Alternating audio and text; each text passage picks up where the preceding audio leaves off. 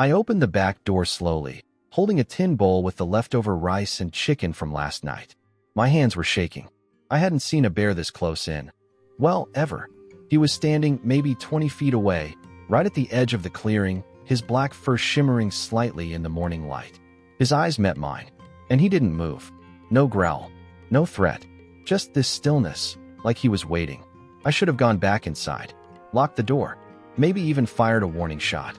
But instead, I stepped down the 3 wooden steps of the cabin and walked toward him, slow, careful, every breath loud in my ears. I set the bowl down halfway between us. My fingers let go fast, like the metal might burn me. Then I backed away, never turning my back. He watched me, watched the bowl, watched me again. Then, finally, he moved. Just a few steps. Heavy, quiet. He sniffed the food first, cautious, then lowered his head and began to eat. I couldn't breathe. I don't know how long I stood there. Maybe a minute, maybe 5. When he finally finished, he looked back up at me. Those dark eyes, like they were saying something. And then he turned around and walked into the trees. That's how it started. 3 weeks ago, I left the city. Left behind the noise, the empty house, the condolences. I told people I needed space. That I was going to fix up my granddad's old cabin out near the ridge. Truth was, I needed to disappear. After Laura died, everything changed. Our place didn't feel like home anymore. Every sound reminded me of her voice. Every room echoed with silence. So I came here, to the woods. The one place she'd never been. I thought maybe it'd hurt less. The cabin wasn't in great shape, but it stood. No running water, but the well still worked. A wood stove, a cot, a table with a single chair. It was enough. For now, I didn't expect company. That night, I couldn't sleep. Every snap of a branch outside made my muscles tense. I kept the axe close and the shotgun loaded, just in case. But nothing came. Just the usual forest sounds. Owls, wind, maybe a raccoon knocking something over. Still, when I finally drifted off, I had a dream. Laura was standing in the clearing, holding out a bowl of food, just like I had. And behind her, the bear, watching. The next morning, I checked the spot where I'd left the bowl. Licked clean. No mess. No tracks. Like he'd never been there. But I knew better. I could still feel it, that strange moment we'd shared. I spent the rest of the day chopping wood, trying not to overthink it. But it kept coming back. That look he gave me. Why didn't he run? Why didn't he attack? I've read things, sure, about how some bears in remote areas grow curious. Learn not to fear humans. But this one, it felt different. Like he knew something. That night, I didn't bring food out. I kept everything inside, hoping he wouldn't come back. That maybe it was a one-time thing. But around midnight, I heard it. Movement. A soft shuffle. Then a low breath. Not close, but near enough to hear through the thin cabin walls. I got up, barefoot, and moved to the window. It was too dark to see clearly, but I thought I caught a glimpse of movement in the trees. No growling. No knocking over trash. Just that presence. That wait. I stayed up for hours, listening. He never came to the door. The next morning, I walked the perimeter. No damage. Just some disturbed leaves near the edge of the woods. I thought about putting out food again, but I didn't.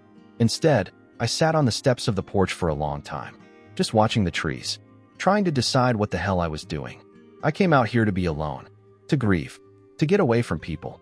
And now here I was, waiting for a bear. I should have felt scared, but I didn't. Not really.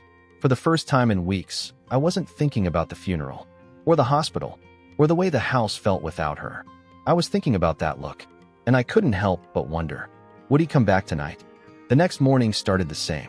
Cool air, damp grass, coffee that tasted just a bit too bitter. I stood on the porch steps, watching the edge of the woods, not really expecting anything. Just wondering. I told myself he wouldn't come back, that he got what he wanted and moved on. That's what wild animals do. But then I saw movement, low, slow. Not one figure this time, but several. My heart jumped. I stood up too fast and spilled some of my coffee on the railing. I squinted into the tree line. The big one came out first, the same black bear as before, I was sure of it. But behind him, 3 smaller shapes moved cautiously through the brush. Cubs. They were tiny, fluffy. 2 stayed close together, 1 hung back. The big one, their mother, I realized now, turned and gave a low huff, and they all paused. She looked straight at me. I didn't move. We stood like that for a long second. My hand still gripped the mug. My heart beat in my throat. Then, she stepped forward. I couldn't explain what I was feeling. I should have been terrified. But all I felt was this strange mix of awe and sadness, like something had cracked open inside me. The mother walked to the same spot where I'd left the bowl the day before. She sniffed the ground, then looked up again. One of the cubs wandered a little closer, nose twitching, before backing up again. They didn't come all the way to the cabin. They didn't need to. I went back inside. I didn't know what I was doing until I opened the fridge. A bit of old stew, half a loaf of bread. I grabbed the stew and found another metal bowl. My hands weren't shaking this time. When I stepped back outside, they were still there. I walked slowly, just like before. This time, the cubs froze. One even let out a high-pitched squeak. Their mother didn't move. I placed the bowl in the same spot, then stepped back to the porch. Sat on the top step. It took a minute, maybe two, but eventually the mother approached the bowl. The cubs followed. She sniffed first, like last time, then began to eat. One cub crept forward and started licking at the edge. The other two soon joined. I caught myself smiling. I don't know what possessed me to speak. Maybe the silence had gotten too loud. Maybe I just needed to hear a human voice again, even if it was mine. "You're not what I expected," I said, voice soft. "You've got guts, I'll give you that." The mother looked up for a second. Didn't move. Didn't run. "I lost someone too," I said, not really knowing why. "Couple months back? Feels longer. Feels like yesterday." The cubs made soft grunting sounds as they ate. The smallest one flopped on its side, belly full, and rolled into the grass. I laughed quietly. I guess we're both just trying to get by. They stayed longer this time. Maybe 20 minutes. The mother was always watching, even when the cubs played. When they finally retreated into the trees, she gave me one last glance. Then they were gone. I sat there until the sun was high. That afternoon, I cleaned up around the shed, cut some firewood, fixed the screen door, anything to keep my hands busy. But my mind kept drifting. I thought about how those cubs looked at me. Not with fear, not really. More like curiosity, like they were trying to figure me out the same way I was trying to figure them out. That evening, I cooked extra. Not because I expected them, or maybe because I did. I wasn't sure anymore. I left a small bowl out again. Just after dark, I heard movement near the trees. I didn't go out. I just listened. Soft snuffling. Tiny feet padding over grass. They were back. I knew it. I didn't light the lamp. I just sat near the window in the dark, watching shadows move at the edge of my sight. I whispered, not loud enough for them to hear, "Come back tomorrow." Around 2 in the morning, I was startled awake. A sound I hadn't heard before. A sharp crack. Not wood. Not animal. A gunshot. I sat up straight, heart pounding. Another shot, farther away. Then silence. I moved to the door, barefoot on cold floorboards. Opened it slowly. Nothing but the dark. No voices. No movement. But I knew what I'd heard. I waited, muscles tight, until the chill got too deep in my bones. Then I shut the door and locked it. I didn't sleep again. The next day, I didn't see them. Not the mother. Not the cubs. Not a sound. Not a track. Just me and the trees. And something deep inside me that had started to feel alive, now going quiet again. 2 days passed. No sign of them. The bowl I left out remained untouched, its contents drying under the sun, flies circling lazily. The grass where they used to walk had sprung back up, undisturbed. No paw prints. No rustling. No curious little faces. I tried to tell myself they'd just moved on. Found a better place. That's what animals do. But something felt off. That gunshot hadn't just been a random echo in the woods. It meant something. I knew it. On the third morning, I grabbed my boots, a bottle of water, and my old walking stick. If they weren't coming back, maybe I'd go look. I wasn't even sure what I was hoping to find. I took the old trail leading south, toward the ridge. That's where the sound had come from, the shot. The farther I went, the more uneasy I felt. Then I saw it. A muddy boot print. Deep. Not mine. Too wide, too heavy, and fresh. The rain 2 nights ago would have washed it away if it had been older. About 5 feet from it, I spotted something metallic glinting between the roots of a tree. I bent down. A rifle casing. The hairs on the back of my neck stood up. Nearby, wedged between 2 low branches, was an empty plastic bag. Jerky. Not bear food. Human food. Someone had been out here. Someone with a gun and a snack. I looked around carefully. No birds singing. No squirrels chattering. Just that quiet tension you only feel when the woods are holding their breath. I kept walking, slowly now, watching my steps. About 50 yards farther, I nearly stepped in it. A trap. It was buried under a thin layer of leaves, but the metal edge caught the light just enough. Old-school steel jaws, rusted in places but still lethal. Right next to it, a small pile of berries, carefully placed. Bait. This wasn't some hunter passing through. Someone was setting traps, which meant they were coming back. I knelt beside it, heart thudding. I didn't touch the trap. Not yet. I took a photo with my phone, just in case. Then I marked the nearby tree with a scratch from my knife. I found 2 more traps that day, all within a few hundred yards of each other. All baited, all hidden. That night, I didn't cook. I didn't light a fire. I kept the lights off and the door locked. And I waited. Just after midnight, I saw it. A flash of white. Then another, moving slowly through the trees to the east. Headlamps. 2 of them. Maybe more behind. No voices. Just the crunch of boots and the occasional flicker of a flashlight beam dancing between trunks. I stayed low by the window, barely breathing. They weren't looking for me. They weren't near the cabin. But they were close enough that I knew. This wasn't a coincidence. Not with traps like those. I didn't sleep at all. By morning, they were gone. No signs of them nearby, but the forest felt disturbed. I drank cold coffee and stared at the tree line, trying to decide what to do. Then I made my choice. If the bears were still out there, if they were hiding, hurt, or just smart enough to avoid the traps, I needed to find them. Warn them. Or maybe I just needed to believe I could do something right for once. I went back out. This time I headed north, a different route, hoping maybe they'd circled around. I called out softly as I walked. Hey, big girl, you out there? Felt stupid, but I did it anyway. I walked for hours, checking every trail, every grove where I remembered seeing them. Nothing, just wind and trees and silence. I sat down on a fallen log, drained, sweaty, and frustrated. Then I heard it, a small rustle. I stood slowly, scanned the area, and then a flash of movement behind a bush. Dark fur, small shape, one of the cubs. It ducked down quick, disappearing into brush, but I knew what I saw. I'm not gonna hurt you, I said louder now. Another shape moved deeper in the woods. Then silence again, but they were alive. I turned and headed back, adrenaline now mixing with relief. They were out there, still moving, still safe for now, but not for long if those traps stayed in place. And I knew what I had to do next. The next morning, I grabbed my gloves and headed straight back to where I'd seen the traps. I wasn't going to wait around anymore. If they were out there, I wasn't just going to sit on my porch and hope nothing happened. I had to do something. The air was crisp, still damp from the early dew. I carried a crowbar, tucked into my belt. Not exactly subtle, but I wasn't planning on being sneaky. It didn't take long to find the first trap again. Same rusted jaws, same bait, a handful of berries. I crouched, wedged the crowbar between the springs, and forced it open.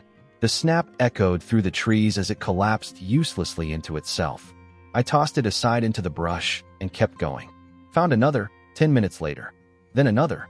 Each time, I did the same. Disable, disarm, and hurl it somewhere no animal could step into it by accident. I knew they'd notice. Whoever put them there wouldn't just shrug it off. But I wasn't thinking that far ahead. I was thinking about those cubs. About how the smallest one rolled on his back like a puppy. How the mother never took her eyes off me. How quiet it had been since.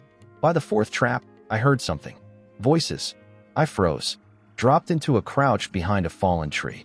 My heart was thudding hard enough I could hear it in my ears. 2 men, maybe 3. Heavy footsteps. The crunch of dry leaves. I peeked through a split in the bark. 3 of them, all wearing dark jackets. One had a camo hat. The other 2 looked older. Beards. One held a shotgun casually in one hand. The other had a walking stick with a blade strapped to it. Someone's been messing with our gear, the one in the hat said. Yeah, I saw the trap near the ridge, snapped clean. Not by no animal. Someone did it. That cabin still got someone in it. They were getting closer. I backed up slowly, trying not to step on a branch. Too late. A crack echoed under my boot. Hey, all 3 turned.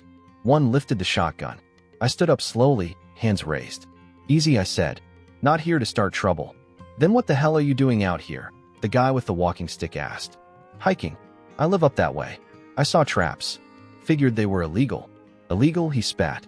These woods are full of pests. We're doing your kind a favor. My kind. Town people. Idiots with soft hands. You don't get it, do you? These bears. They're dangerous. They've already come too close to cabins. One mauled a dog last fall. I swallowed. These ones haven't hurt anyone. They've got cubs. Even worse, said the guy with the shotgun. More mouths. More chances they come sniffing around. I took a slow breath. You can't just set traps like that. Not with bait. Not this close to the ridge. It's a protected zone. The man in the camo hat stepped forward. He was older than I first thought. Deep lines around his mouth. He looked at me hard. You're Ben's grandson, ain't you? That stopped me. I am. Figures. He was a stubborn bastard too. Thought the woods belonged to him. Got in everyone's way. He wanted to keep this land clean, I said. Safe. Safe? He chuckled darkly. He got one of my dogs shot, trying to scare off hunters. You think that's safe? There was a long pause. The wind rustled the leaves, but no one moved. If you know what's good for you, the man said, you'll stay on your porch and keep to yourself. These woods ain't for people like you. He turned. The others followed. None of them said goodbye. I stood there long after they left, the silence ringing louder than before. I was scared. No use pretending otherwise. They'd seen me, knew where I lived, had guns. But I wasn't going to stop. That evening, I removed 3 more traps. Around 9, I made dinner, plain beans and rice, and sat near the window again. The forest was quiet, until it wasn't. A soft grunt, then another. I stepped outside slowly, barefoot. There, at the edge of the clearing, she stood. The mother bear. Behind her, the cubs. My chest tightened. They were back. I didn't move closer, just stood in the doorway. I'm glad you're okay, I said quietly. She looked at me for a long moment, then turned and walked toward the trees. The cubs followed, but before she disappeared, she stopped, turned her head one more time, and I swear, she nodded. It was just before dusk when I saw them. I'd gone deeper into the woods than usual, following a gut feeling I couldn't ignore. Something about the air, heavy, silent, told me they were close. And then I saw them. The same 3 men. Same jackets. Same shotgun. They were crouched low near a rock formation about 100 yards from the stream. One of them was pouring something into a bowl. Meat scraps, maybe. Another held binoculars, scanning the trees. The third man was setting something behind a stump. I couldn't see what, but I didn't need to. It was a setup. A trap. A damn ambush. I backed up slowly, heart pounding, ducked behind a tree, and pulled out my phone. The call had already been made yesterday. A tip left anonymously. About illegal traps. Unregistered firearms. Suspicious activity. They said they'd look into it. But I couldn't wait anymore. Somewhere close by, those bears were still moving through the trees. They had no idea what was waiting. I looked around. No one else was coming. No one else was going to help. So I made my decision. I stepped out of cover and started yelling. Hey, hey, I'm over here. The men jerked their heads around. I waved my arms, stomping loud. You lost something? Looking for a fight or just cowards with guns? They stood up fast. One raised his shotgun halfway. You need to back off, one shouted. Then come tell me to my face. My voice echoed through the trees. I didn't know what I was doing. I just needed to be loud, distracting, dangerous enough that they'd stop what they were doing. I could hear movement to my left, something large crashing through the brush. Please, let it be them. The men started toward me, fast now. Then something else happened. A low, guttural growl echoed across the clearing. It didn't come from me, or from them. They stopped. From behind a boulder, maybe 20 feet from the ambush site, a massive black bear stepped out. Not the mother. Bigger, bulkier, scars across his shoulder. His head swayed slightly as he looked at the men. One raised his gun. Don't, I said. Don't do it. The man didn't lower it. And then, in the space between one breath and the next, the bear moved. Not toward them, but between them and the trees, shielding the forest. The man hesitated, finger on the trigger. Lower it, I growled. You shoot, we all die. I didn't know if that was true, but in that second, it felt like it. The bear didn't charge, just stood there, a living wall. And from the side, through a narrow path behind the trees, the mother bear and her cubs slipped away. Quick, silent, gone. I caught a glimpse of them, just enough to know they were safe. The men stood frozen. Then, a voice behind us. Nobody move. Hands where I can see them. Flashlights. Radios. Footsteps. Sheriff's deputies. 4 of them, weapons drawn. "Drop the gun," one of the deputies shouted. The man with the shotgun hesitated, then slowly let it fall. The bear still didn't move, just watched, waited. One of the deputies came beside me. "You the one who called?" I nodded. He looked at the bear. "Well, damn. You weren't kidding." They detained the men. Found 2 more traps nearby. One deputy radioed for a wildlife unit. And finally, the big bear stepped back. One glance toward me, not hostile, just knowing. Then he turned and vanished into the woods. They took statements, photographs, evidence bags. It took hours. The sun dipped, rose, dipped again.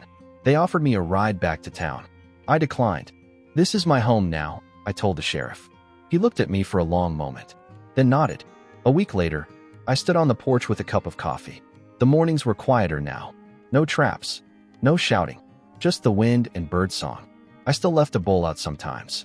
Not always, but enough. Some days, I'd see a dark shape in the trees, watching, still. Other days, nothing. And sometimes, when the wind was just right, I thought I could hear them. Branches moving, leaves rustling, a low, heavy breath in the trees. I never tried to follow, never tried to force it, but I stayed, because something changed in me. Because once you've looked a bear in the eyes and seen something human looking back, you don't walk away from that. You just wait, and you hope you were worth trusting.